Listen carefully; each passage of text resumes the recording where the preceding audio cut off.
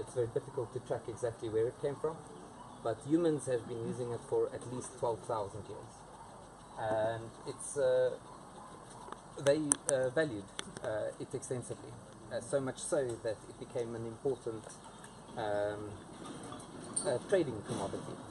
If you look at how it distributed in Europe and Asia, it went across the land, and there we find a lot of material uses for the plant. So for making ropes and sails and for food. Whereas if you look at how it traveled the oceans, it is mainly the drug varieties. And this makes sense because if you're going to cross an ocean, what are you going to take with you? Everybody can make rope with plants around, but not everybody can have a little bit of something to smoke. So oftentimes, for example, in Africa, we find very strong varieties of cannabis, and this is used recreationally and for medicine. Whereas in Europe and oftentimes in Asia, you find more diluted forms that is not often smoked, but more used for the seeds and the fiber that it provides. I have a very nice presentation that we'll put up a bit later on that will touch on some of these points that I raise.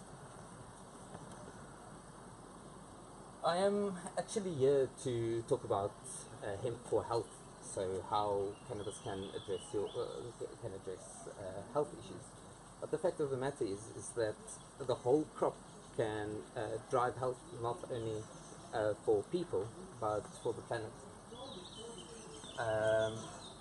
It's a very resistant crop, so it can be grown without the use of herbicides or pesticides.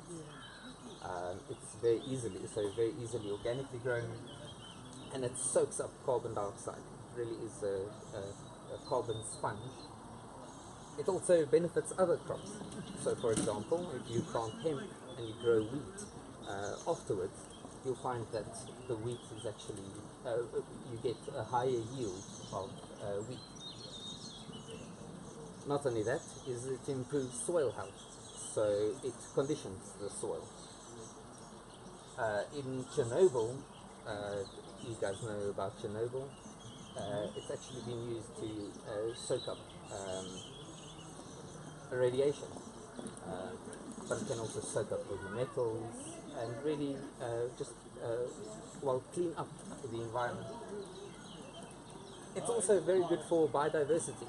In fact, hemp is in the top 5 plants that boost biodiversity. Oftentimes, for example, the maize that is growing near the corn, it's very damaging to biodiversity. It drives out native species, natural predators of a lot of pest species, whereas hemp actually draws in many insects, beneficial insects. And importantly, it can actually help us grow a bio-based economy. A big problem in today's age is carbon dioxide. So this is driving climate change. This is getting a lot of government attention. Whereas we can actually grow hemp, which then produces carbon-based products, and we can actually use these carbon-based products to drive our economy while soaking up this carbon dioxide that we so eagerly produce.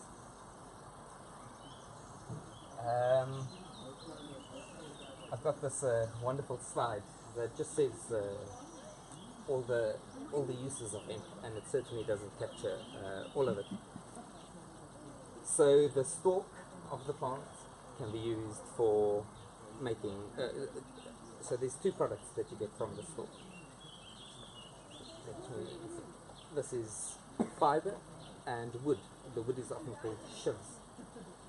The fiber can be used for clothing, for diapers, handbags, shoes, for linen, for printing newsprint, cardboard and packaging. It can be used for biocomposites. If anybody has driven in a Porsche or a BMW or Mercedes, their interior paneling is actually made out of hemp fiber mixed with recycled plastic and then it just gets the thin veneer of wood or whatever. So you're already driving in cannabis if you drive one of these cars. The wood can actually be used to build with. It can be used to produce biofuel as well, but increasingly what one of the fastest growing construction sectors is actually building with the inner wood of the plant.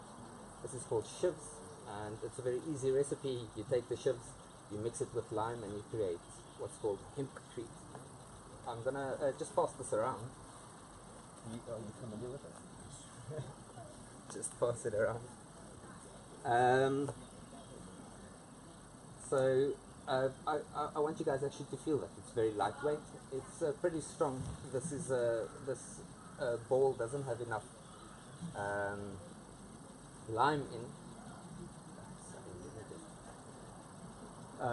but by building with hempcrete, you are creating a structure that is potentially carbon negative, so it actually soaks up more carbon than it took to produce. I don't know if you guys know the energy consumption of modern concrete, but it is quite severe. I think I speak on a correction, but it produces something like 3.4 grams of CO2 per gram of concrete. Whereas hemp actually absorbs the CO2, but not only that, because it's mixed with lime, which is calcium carbonate, it continues to absorb CO2 from the atmosphere. And in effect, you are by absorbing the CO2, you are mineralizing the woody hemp, and actually the house becomes stronger and stronger and stronger as it ages. I often speak of a bridge that is in the south of France, and it's 1,200 years old, and it's allegedly as strong as the day that it was built. I know in England and in Scotland they are using hempcrete extensively. We even have a house in Cape Town that is made nearly entirely of hemp.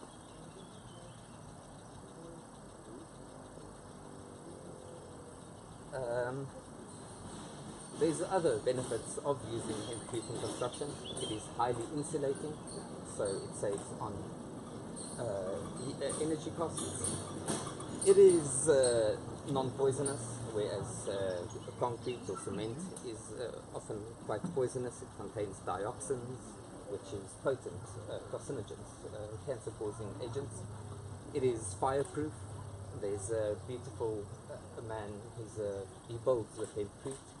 His name is Steve Allen, and he claims to have the most boring video on the internet. And what they have done is they've taken a heater with a flame and put it against a side of a block of hempcrete, and lo and behold, nothing happens for 40 minutes. So if you're keen on watching nothing happen for 40 minutes, go and check out this video. Anyway, it's also pest resistant. It resists mold, and importantly, it is actually recyclable. You don't create building rubble, but instead you can reuse your house when you get tired of it. Just to get back to the fiber, this is the raw fiber. This is often just called technical fiber. You'll see pieces of stem in here. This has all sorts of uses. It's used for clothes, where it can actually replace cotton. Cotton is a very energy-intensive crop. It's grown on about 3%, estimates vary, but about 3% of the world's cropland, and yet it uses a quarter of the world's pesticides. Very, very dirty crop. Hemp is actually the hemp fiber is actually 4 times stronger than cotton, and as I said, can be grown organically. Just pass that around. This is hemp insulation that can replace fiberglass insulation in houses. I can also pass that around. One of my favorite things to say is actually they use hemp as a replacement for fiberglass, and this is they refer to it as fibergrass. Yeah. I personally very much enjoy that. It's more and more used in biocomposites, so this is either using it in, as I said, as a replacement for synthetic fibers, but they're making hemp plastics. They're 3D printing with hemp plastics, so it can replace a lot of our petroleum products with a biodegradable, environmentally conscious alternative.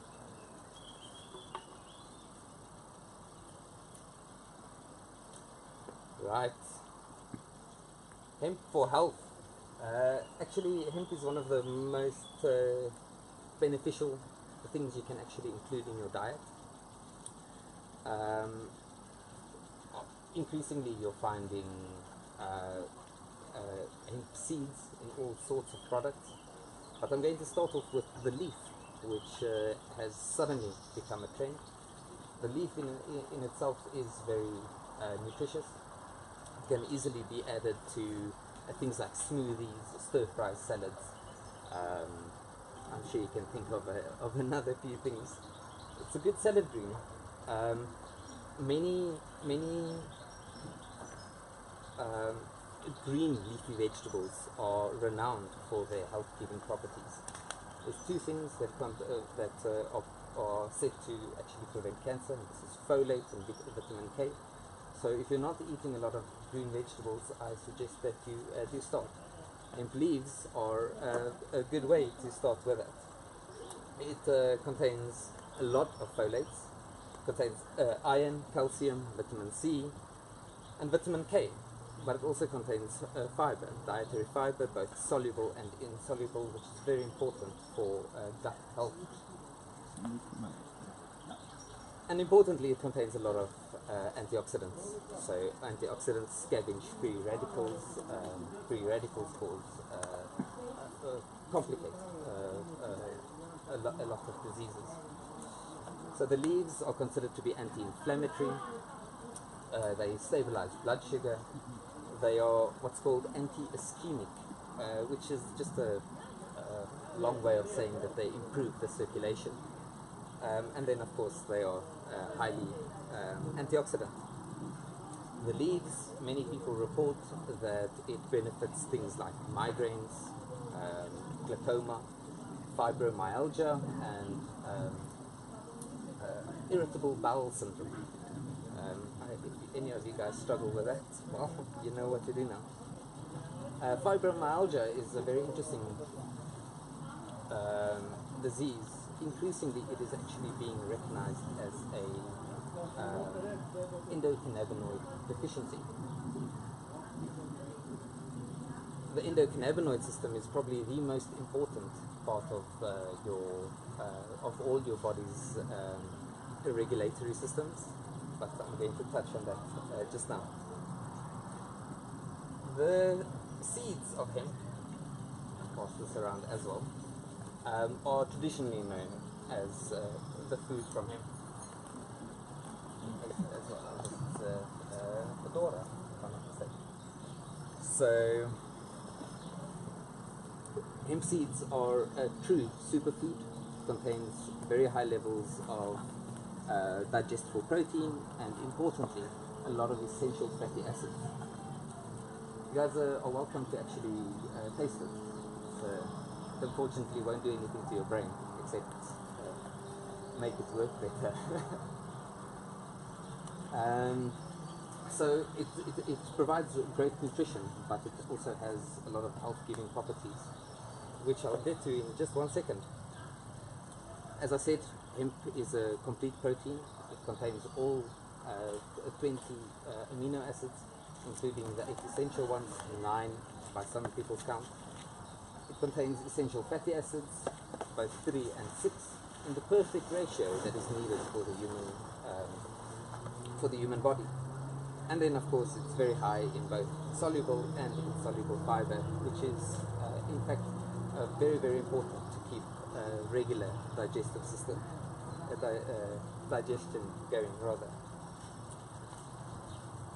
So the seeds additionally contain a lot of antioxidants, contains keratin, it's a precursor to vitamin A, contains phytosterols and phospholipids, contains vitamins A, B1, B2, B3, B6, C, D, and E. In fact, it's a very high source of vitamin E, which is an important antioxidant in the human body. And it's also very high in minerals, including calcium, iron, magnesium, phosphorus, potassium, sulfur, and zinc. Oh dear, I wish I could read you guys the exact nutrition profile of the hemp seeds, but you'll see this later on the presentation.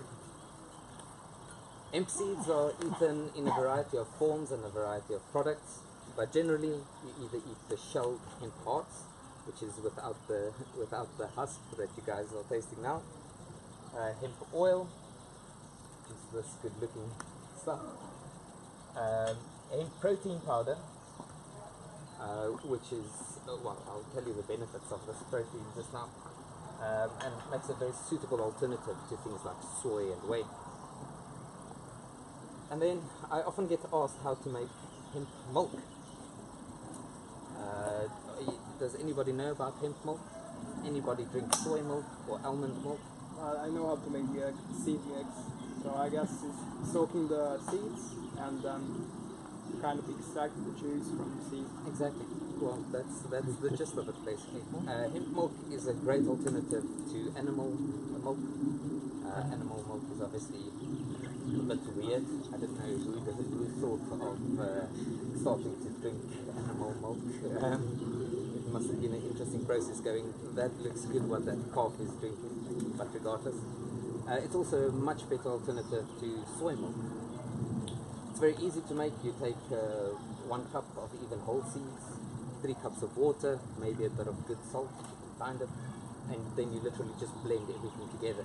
You can let it sit for a little while and then strain it. Bob's your uncle, we've got hemp milk.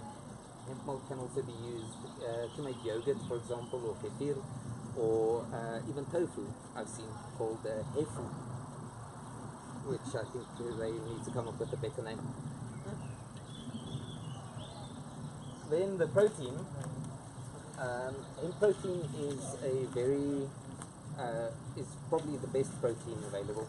Hemp produces slightly less protein than what soya beans do, but it's a lot more digestible. It also doesn't contain the antioxidants that soy does. I don't know if you guys know about soy products. They contain what's called trypsin inhibitors, and this can actually reduce nutrient uptake. There's also increasing concern that they mimic estrogen in the human body, which can cause all sorts of problems. And it's also probably the reason why I feel like putting on. You guys are welcome to taste this as well. This comes from a Czech producer. It contains decent amounts of protein, but if you're looking at buying hemp protein powder, look for something that contains at least 50% hemp protein. It doesn't quite make it worth it to go any less. What makes hemp protein so special though is that it is globular protein. You get fibrous protein, which are long strands of protein, and then globular protein, which are literally bundles of protein. Globular protein is very important in your body. It's used to make enzymes, hormones. Hemoglobin, for example, is a globular protein. And it also makes antibodies to ward off disease. Hemp protein, as I said, is very easily digested. It contains a very good profile of amino acids, including glutamic acid. Glutamic acid is very good for memory, concentration, and it also reduces stress. And this is why I use a lot of hemp protein. It also contains arginine. Arginine is an amino acid that helps what's called nitrous oxide production in your body. And this sends oxygen to your cells, so it can actually improve that as well.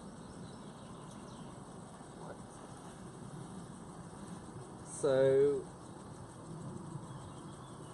globular proteins, if you want the formal name, it's called hexameric legumin proteins, and hemp is especially abundant in a specific type called edestin. So hemp protein contains about 35% albumin. This is the same protein that is found in egg whites, for example, and it's literally the gold standard of proteins. And then contain anything from about 60 to 80% edestin, and this makes hemp protein very unique. Edestin is very easily absorbed by your body. It actually aids in digestion, but it's also really good for maintaining your body's tissues and muscles, and is also very good for bodybuilders or athletes who want to build their muscles. It's far better than whey protein, for example, and as I said, definitely beats soy protein in digestibility. Globular proteins are also very important in DNA repair, which, with all the daily stresses and the toxins that we get exposed to, is an important function, and is a good idea to include it into, and it's a good idea to include this into your diet. My favorite part of the hemp seed is the oil. Shall I pass this around? You guys can drink it like a little shot if you're so inclined. Drink first and then taste. Say what? Drink first and then. Must I taste it? Must I prove it's not No, poison? I mean, Just pass around. we can look at it and smell maybe. And, Please don't, you might catch something from your neighbor. As I said, the oil is probably the most valuable part of the hemp seed. It contains the perfect ratio of essential fatty acids. Essential fatty acids are called essentials because our bodies can't produce them, and yet many functions in the human body rely on these fatty acids. This includes your brain, which is about 60% fatty acids, and so you need a lot of essential fatty acids in your diet to actually drive your brain, but also just for general health. Very important, and a point that we're going to touch on in just a little bit is that essential fatty acids are used by your body to actually produce endocannabinoids. Endocannabinoids play an important part in balancing your body and well, literally keeping everything in balance. The recommended daily requirements of essential fatty acids is about 2 grams, this is European guidelines, 2 grams of omega-3 and about 10 grams of omega-6. The Western diet especially is very heavy in omega-6 oils, which we get in things like olive oil, for example, but it shows a great want for omega-3, and your body does need it in a perfect ratio to actually make full use of it.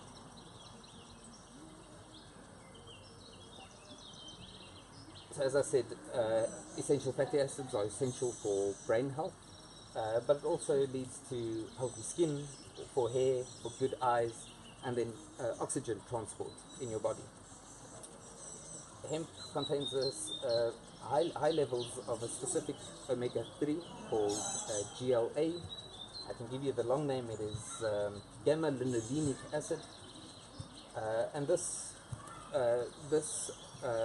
omega-3 oil is important in hormone production, and any lady that struggles with severe PMS symptoms can actually find benefit from this for regulating PMS. Hemp is probably the second best oil to dose yourself with, but it's very easy to take, and it's very tasty, so it makes it very easy to incorporate into your diet. You should never heat hemp oil, because then you start destroying the essential fatty acids. You must use it as a salad oil or add it to your food after cooking. It's also very easy to just add it to smoothies and the like.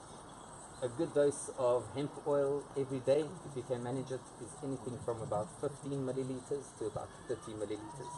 I take 30, but I'm strongly considering that it might be helping me add on a few pounds.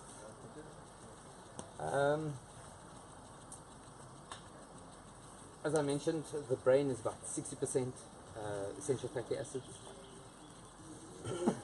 And this is why we need high levels of dietary essential fatty acids. Importantly, these EFAs, the omega oils, are used to make the endocannabinoids. And I cannot actually stress this enough. The endocannabinoid system is only just being discovered in its entirety. It is the body's supercomputer. It is one of the body's 12 regulatory systems. So this goes, I'll read you the list. It's the respiratory system, the digestive, endocrine and exocrine systems, the sensory, renal, nervous and reproductive systems, as well as the cardiovascular, musculoskeletal and lymphatic and immune system. The endocannabinoid system plays a role in regulating all of those.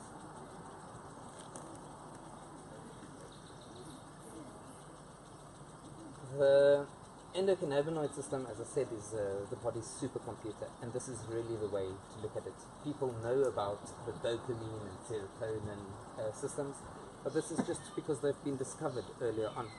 We only discovered the endocannabinoid system after the discovery of THC, an active compound in cannabis, and only now is energy and effort being directed into finding out exactly how this works. What we do know is it is the driver of homeostasis in your body. Homeostasis is your body's flow or balance. And it plays a role in, the endocannabinoid system plays a role in regulating blood sugar, in appetite and digestion, controls heart rate, blood pressure, it's immunomodulatory, so it tweaks the immune system, it regulates hormones, it regulates pain, it regulates appetite, it's important for bone health, and it, of course, it helps with rewards, and these include sleep and sex. What this endocannabinoid system is made of is it's a set of receptors, transmitters and enzymes to break down the transmitters. And it's made on demand, so your body can literally,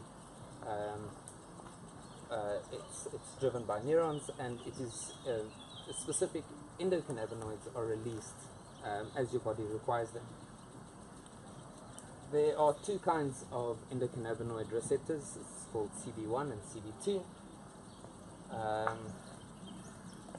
and they react to rather their location is in the brain. It is the brain's most abundant neuroreceptors. This is CB1 generally. And then in your peripheral nervous system, so CB2 receptors, and these play a big role in immunity. For example, we often find that that stressed cells will push out more cannabinoid receptors, sort of calling for them for your body. It's very difficult to understand how endocannabinoids work. But it's one of the few systems that has a two-way system. It's a two-way communication. So what happens is, you guys know how neurons work? So it's this two, and a messenger gets sent to the other one. So what endocannabinoids do is your body sends a transmitter over to this one, which then produces endocannabinoids. I'll get onto them just now, and then sends it back to the sending neuron, which then tweaks its behavior. So it really is a two-way system. So it's a lock and key. Endocannabinoid like anandamide, for example, will come and sit on this receptor and then change how this neuron is transmitting messages. And this is what causes changes to drive homeostasis. I wish I had my pictures. The picture is much better to explain than my fists. The first endocannabinoid to be discovered is called anandamide. Ananda comes from the Sanskrit for the word bliss, so it is literally the bliss molecule. It's implicated in a lot of important functions of the body. It drives appetite and pleasure. It also helps us forget pain, which is a very important property to have, to forget pain, to get over it. I think if we weren't able to forget pain, every woman will only have one child, for example. Increasingly, are you guys familiar with a runner's high? That good feeling that you get after running distance? This was traditionally only ascribed to endorphins, but actually anandamide plays a big role in driving the sense of bliss that you feel after strenuous exercise. And importantly, you also get anandamide in chocolate. It contains very low levels, so I suggest eating a lot of it. Another important endocannabinoid is, I'll just give the short name, it's 2-AG. This is what's called a CB1 agonist.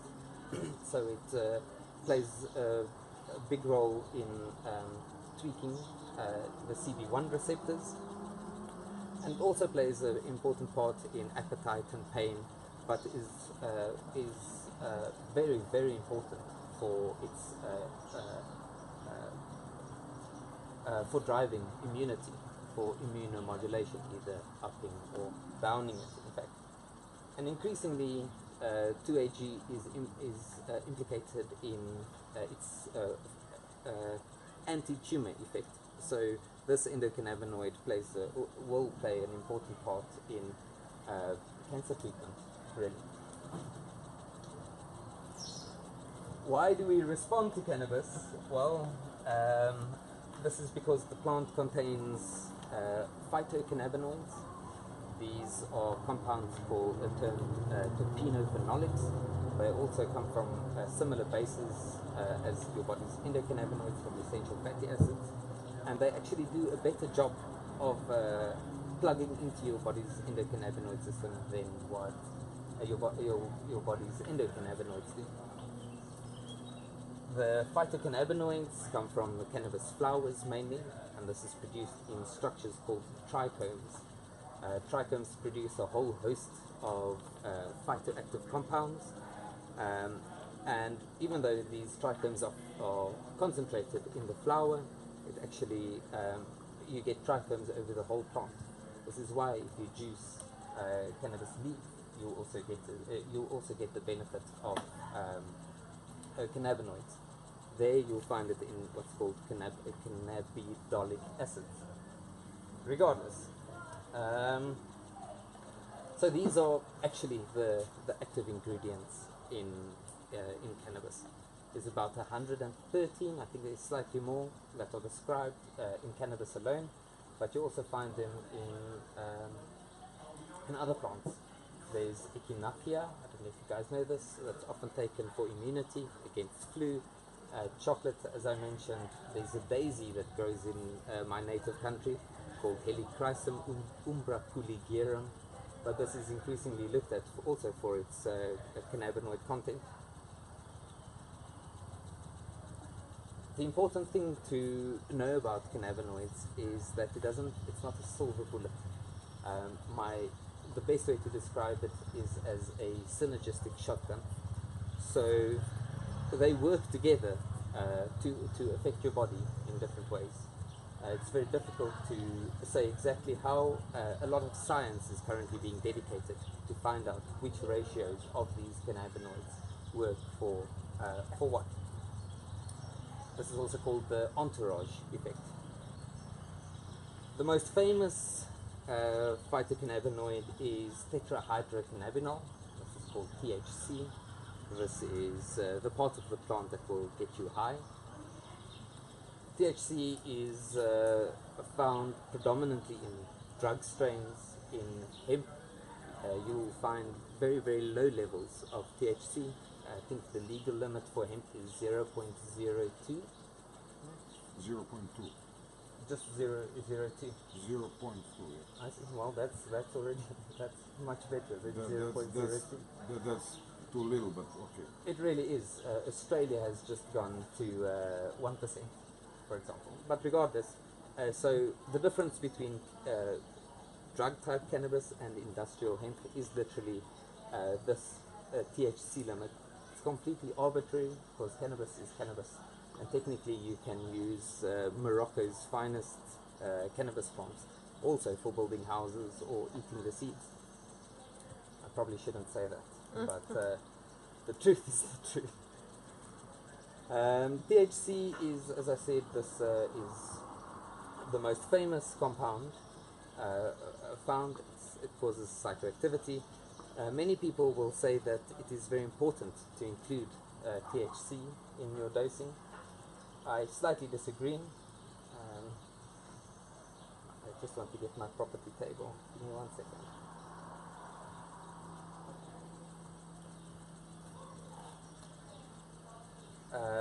THC is a very valuable compound. This is also what's made so-called Rick Simpson oil very popular. This is what some people suggest for taking against cancer.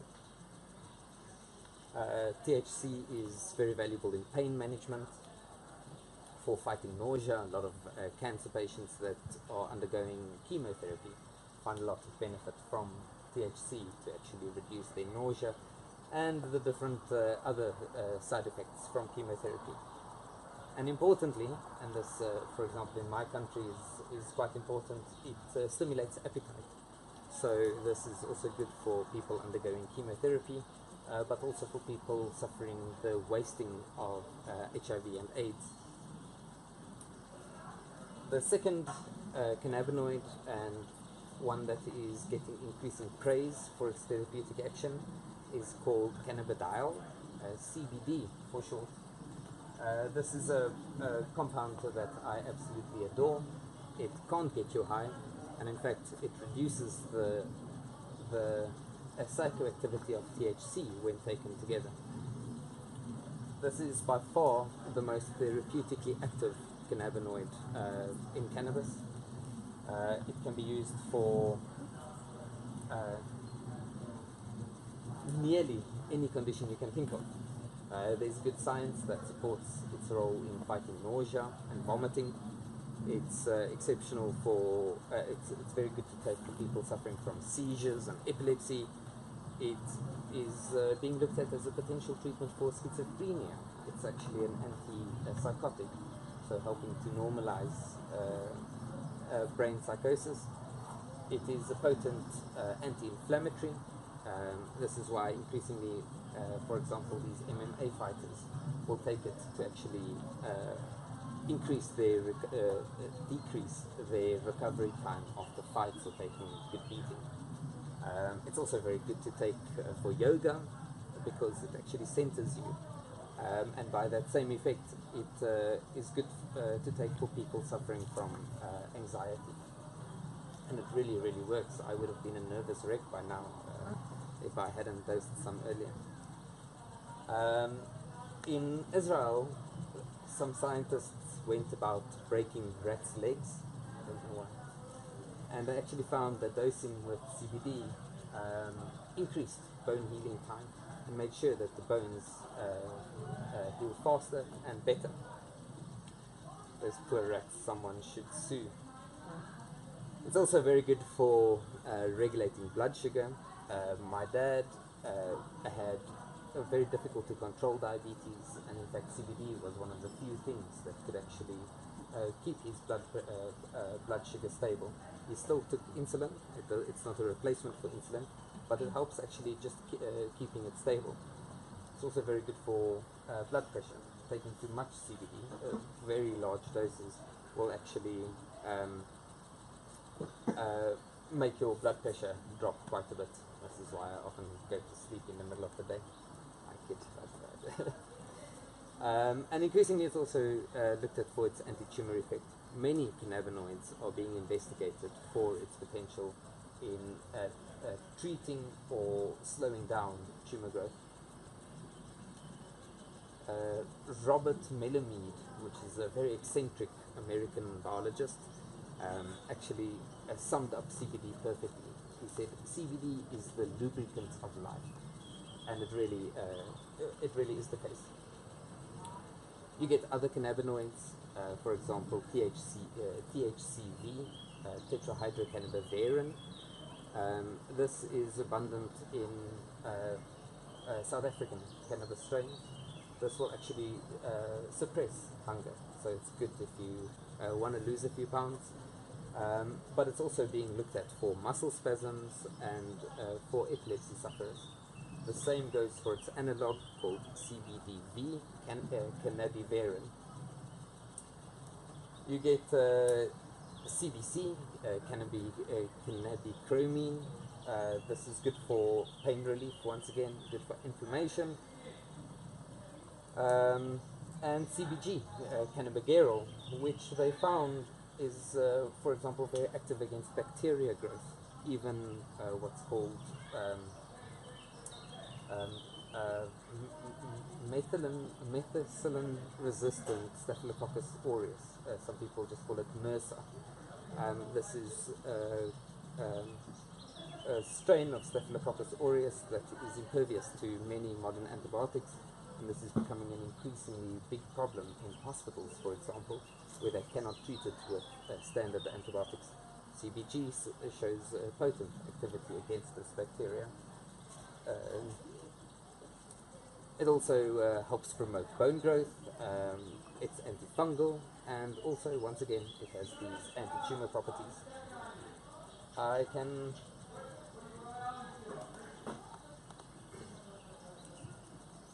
I'm not a doctor, so I don't really want to go into how to dose cannabinoids, and I certainly don't want to go into the different ratios required for different things. In my personal opinion, everybody can benefit from taking at least CBD, but it would be good to augment it with other cannabinoids.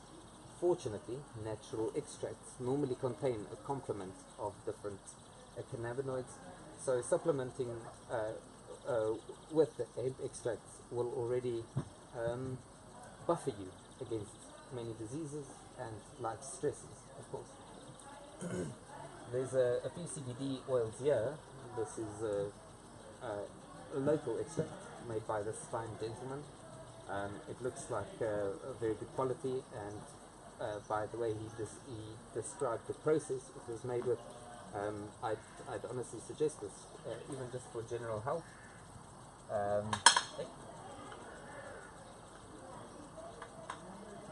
And this is near pure CBD extract. This is from my products. It's made with marula oil, which is a nut found in South Africa. It's a very important tree to us. It's often considered sacred. And the oil is very good because it helps the cannabinoids absorb, because it itself is very thin. And it can also be applied to the skin, much like this balm here, also made by this fine gentleman. Cannabinoids can be taken both orally, of course it can be smoked, but it's increasingly it's being appreciated just how well cannabinoids absorb through the skin. So oftentimes if you've got a joint problem or stuff, or something, it's very good to get it directly to the area, and this you can do by applying it on the skin.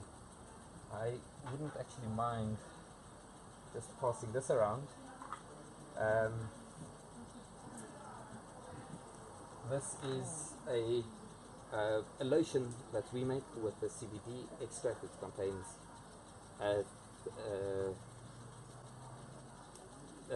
2/3 CBD, and the rest is made up of other cannabinoids, predominantly CBDV.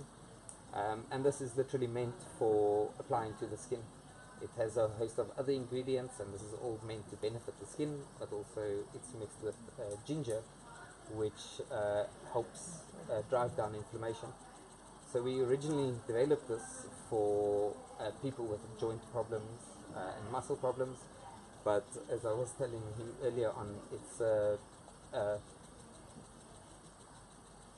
increasingly we're discovering that it's especially popular amongst women who struggle with severe menstrual cramps and other symptoms of PMS. They just literally apply it at their lower back and then come and give me lots of compliments. I'd suggest anybody can try this. It's hypoallergenic. You can literally just do a little squeeze, and importantly, don't rub it in, but just spread it and just see how well it absorbs.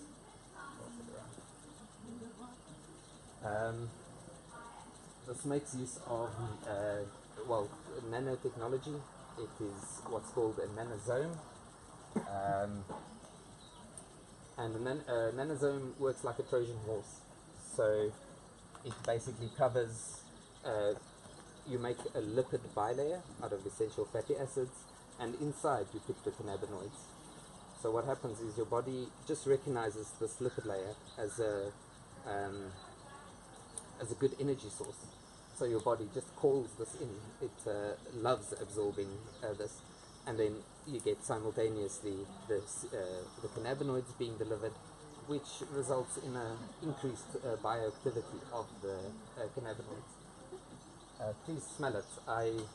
The only thing I don't like about this lotion is that I find myself sniffing my hand, and this apparently looks a bit weird. So it's not just the cannabinoids in cannabis that make it great.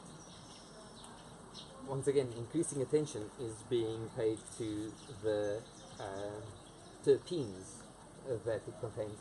This is what gives cannabis and many other plants their fragrance.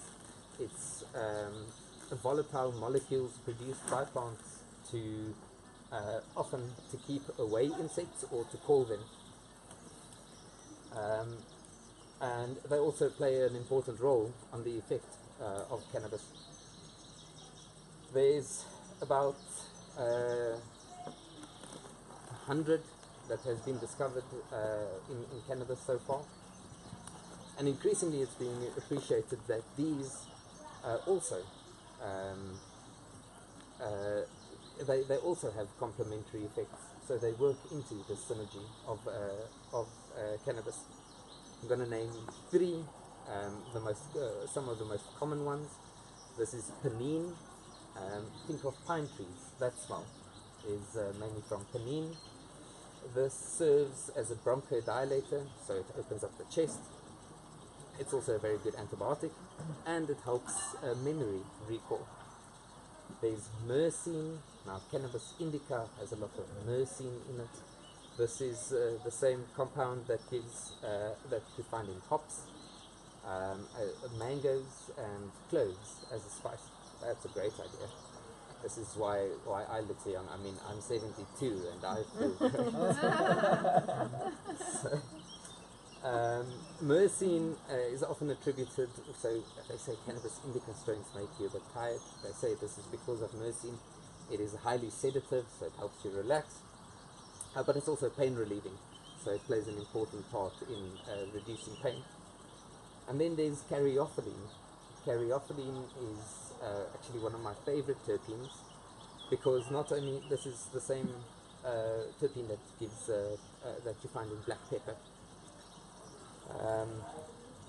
So this caryophyllene, this terpene, actually also affects the endocannabinoid system. It acts as a second, I think it's called a secondary phytocannabinoid. So it activates the endocannabinoid system, And this can actually be used to drive down the effects of THC. Many people struggle with anxiety from THC, and all they need to do is take a bit of black pepper and it will actually bring them down. Is there more for me to say? I think what I like most about cannabis is every single part of the plant is a dedication to balance. It can help us drive our economy whilst not giving up on sustainability objectives. It can help us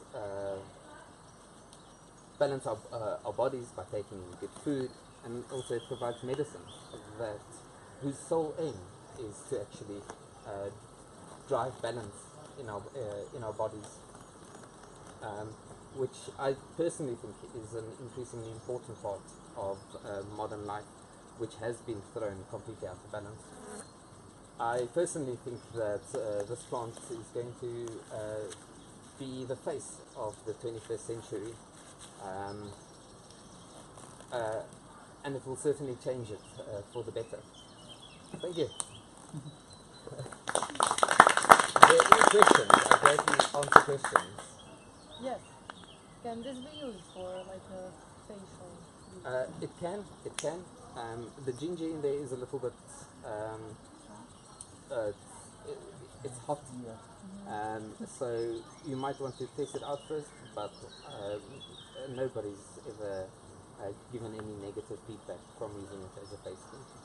And for example, I could see here it's written for joints and muscles, as you were saying. So, for example, does it help with the arthritis? Indeed. Yeah.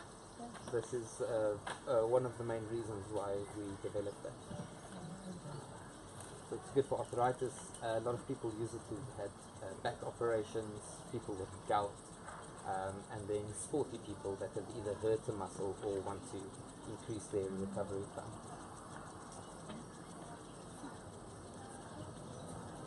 I have one question. My sister has MS, multiple sclerosis, and she, even though this lady should be better, but she uses some kind of an oil, but it doesn't help her. Maybe we're now like trying to find out what is it inside. Is she maybe using the wrong one? Because we heard that there's let's call it like this, like something for cancer treatment and something for the other thing. So some other people have like benefits from spasms and tremors and stuff like this. She doesn't. She just falls asleep. And this is like also good, but she doesn't have like benefits. But now is the first time that I heard that THCV is actually something that could reduce the spasms and the tremors. So THCV will definitely help. It's just very difficult to find THCV in high enough concentrations as of yet. The biggest lobby for the legalization of CBD extracts is actually the MS lobby. So my personal suggestion, as not a medical professional, would be to look at CBD oils. Yeah. Something like the drops that he has. Yeah, something indeed, like this. indeed. You often find so. It's very difficult with cannabis because these things have these nuanced effects and a little bit more, so they really play off each other. But what compounds it is that we're only really beginning to get to the bottom of how different ratios work for different things. It's definitely not an exact science, and there's a lot of information out there. And not all of this information might be entirely accurate, but my suggestion would be to try CBD. She can still take that oil, but then up it with a CBD-based oil. So with these drops, right? And it will also help her not get so sleepy, or it will also help her take more of that other oil.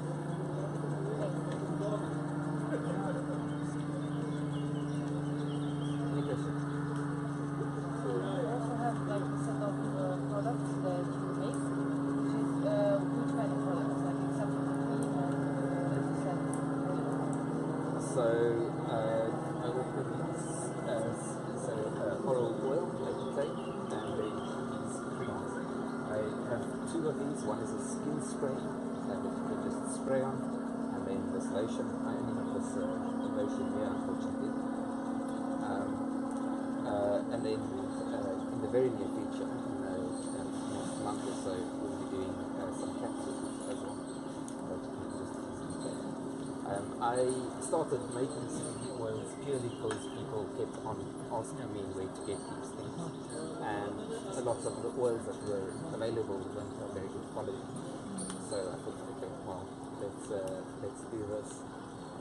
But by far the most popular is actually these two, the 300 milligram CBD and the skin lotion.